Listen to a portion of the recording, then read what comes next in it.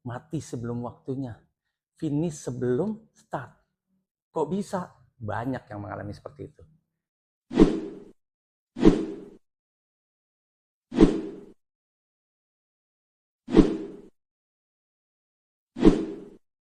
Assalamualaikum warahmatullahi wabarakatuh. Bismillah. Insya Allah hari ini dan kali ini kita coba membahas materi dengan tema ATM mati suri. Apa tuh ATM? Amati, tiru, dan modifikasi. Tapi mengalami mati suri. Mati sebelum waktunya. Finish sebelum start. Kok bisa? Banyak yang mengalami seperti itu. Biasanya bermentalkan semangat. Biasanya bermentalkan keyakinan. Biasanya bermentalkan kemauan. Tapi lupa hal-hal yang menyebabkan semua hal tadi, memastikan agar ATM berjalan sebagaimana mestinya dan tidak mengalami mati suri. Yuk kita ungkap satu di antara poin-poin yang kita sudah rumuskan. Minimal hari ini kita sampai di 6 poin dulu. Insya Allah di kemudian hari kita tambah lagi poin-poin yang bermanfaat dan lebih punya greget di antara kita. Yang pertama, yakin dengan ATM yang kita lakukan. Karena banyak di antara kita melakukan ATM, amati, tiru, modifikasi, tapi nggak yakin. Tapi dilakoni, tapi dijalani, tapi diterusin. Tapi dia nggak punya keyakinan. Akhirnya apa yang terjadi? Gagal, separuh jadi, setengah mateng, start, mundur, mikir lagi, nyoret-nyoret lagi deh. Atau rumuskan dulu konsepnya. Itu cuma gara-gara satu. Keyakinannya rapuh, tidak utuh. Oke, yang kedua. Kalau seandainya sudah melalui keyakinan yang totalitas dan utuh, insya Allah ATM-nya berbuah tuh. Maka yang perlu kita lakukan di poin kedua adalah tingkatkan mutu ATM.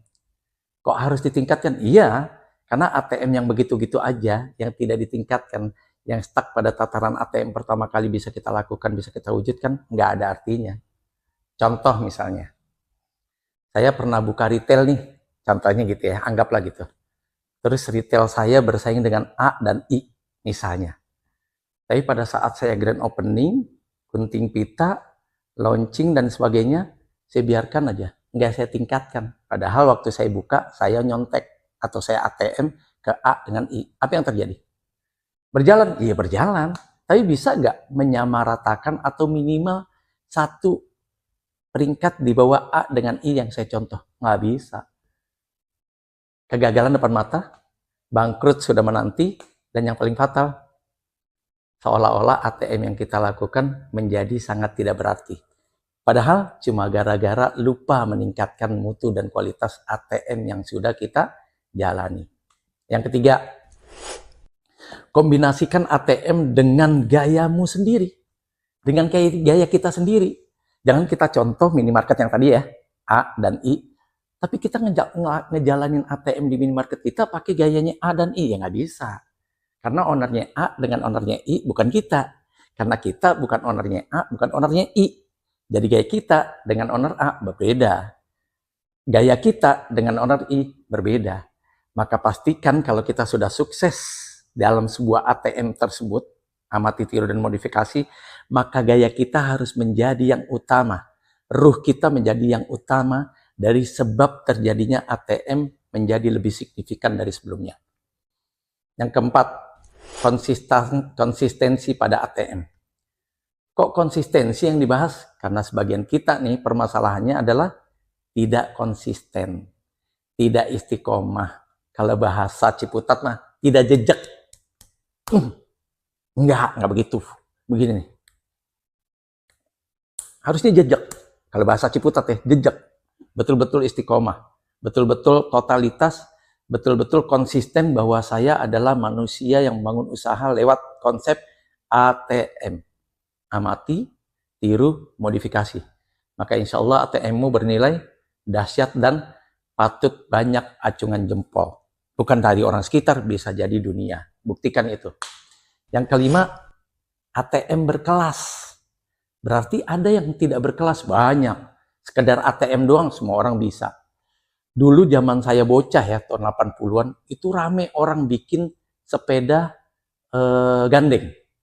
Jadi satu stang, terus di belakangnya stang bayangan, semua bisa goes. 1, 2, 3, 4. Tapi nggak nyampe setahun, hilang. Padahal zaman belum lagi memakan dan belum nilainya. Udah hilang tuh yang namanya sepeda gandeng. Gara-gara apa? Nggak berkelas. Nggak punya sesuatu yang bisa dibanggakan dari sesuatu yang kita amati, tiru, dan modifikasi.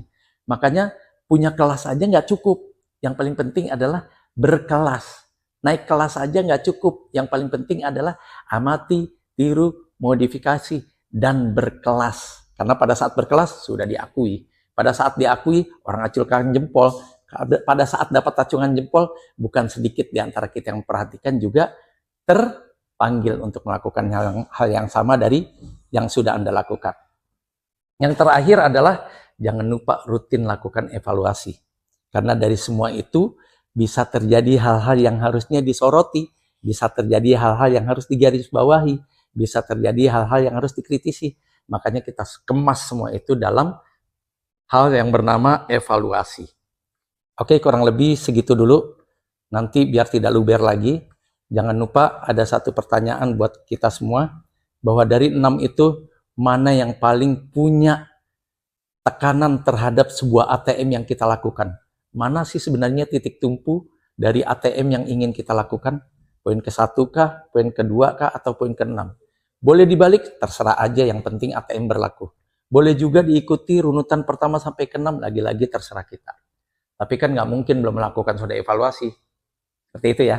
Oke, jangan lupa komentari hal-hal yang perlu dikomentari.